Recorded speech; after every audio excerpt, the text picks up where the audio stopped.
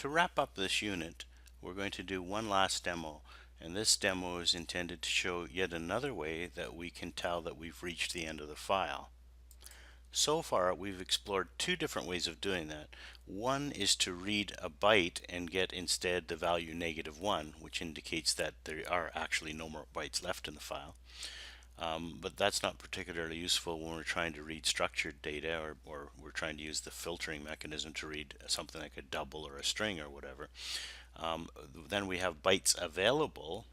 Well, that's actually the method name is available, as you saw earlier, and that tells how many bytes are available, and we can check that one. So we used both those methods earlier. What we haven't done yet is allowed this to actually generate an exception and catch that as an exception that got thrown. And that's the final way we're going to look at to tell when we've reached the end of our data stream.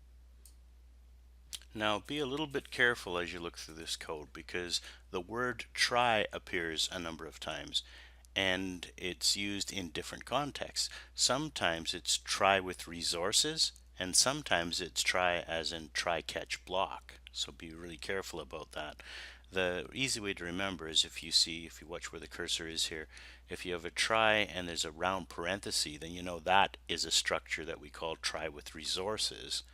And what this does is it opens these resources, in this case just a file test.dat, and when we finish using it, it's going to automatically close it up. That's what try with resources does. There's another try with resources down here, and again you see that there's try and then a round parentheses, which lets you know that this is another try with resources. In this case, we open up the same file, but this time as input, and when we're all done using it, it'll automatically close because we've opened it this way. Now, this try, on the other hand, you'll notice has a curly brace instead of a round parenthesis. So this is how you know that this is not a try with resources, but rather this is a try catch block. So the fact that there's a try here means that somewhere between this open parentheses right here and its mate way down here at the bottom, somewhere in here exceptions can be thrown. And in particularly, we're looking for two possible exceptions that can occur. One is an IO exception down here, which we catch, and another is an end of file exception, which we also catch.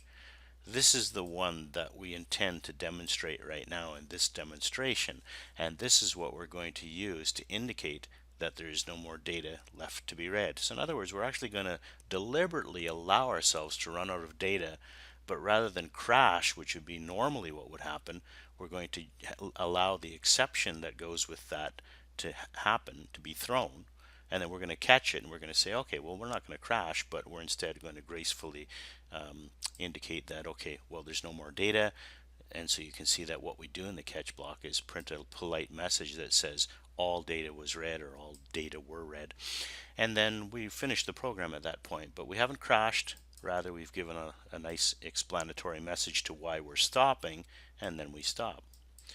So let's have a closer look at everything that happens in here. So we're going to open then as an output, an object rather, called output, a data output stream on test.dat.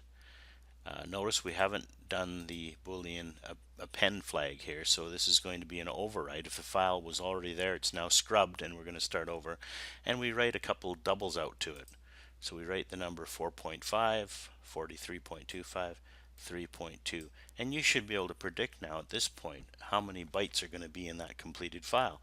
Well, each of these is going to be 8 bytes, so we have 8 times 3, we have 24 bytes total written out to the disk, representing these 3 doubles.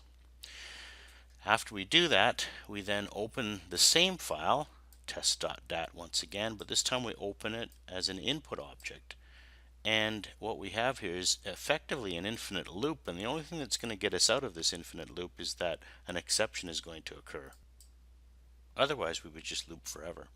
So it starts as while forever, basically while true. We're going to print whatever we read, whatever the next double we read from the file is. But you can see that this loop is actually going to iterate only 3 times, and then we're out of data, and exception's going to occur. And that'll happen right inside of this piece of code right here. we're going to attempt to read a fourth double, and an exception will occur. When exception occurs in a try catch block, and this is the try block that we're talking about, we immediately abort the rest of the code and look for an appropriate catch. What we're going to see is that the exception that occurs is an end of file exception, EOF exception. So it'll be this catch that should catch the exception that was thrown, and then we should print all data were read, and that should be the end of it. So let's go ahead and run it and see what happens. So we're running it now.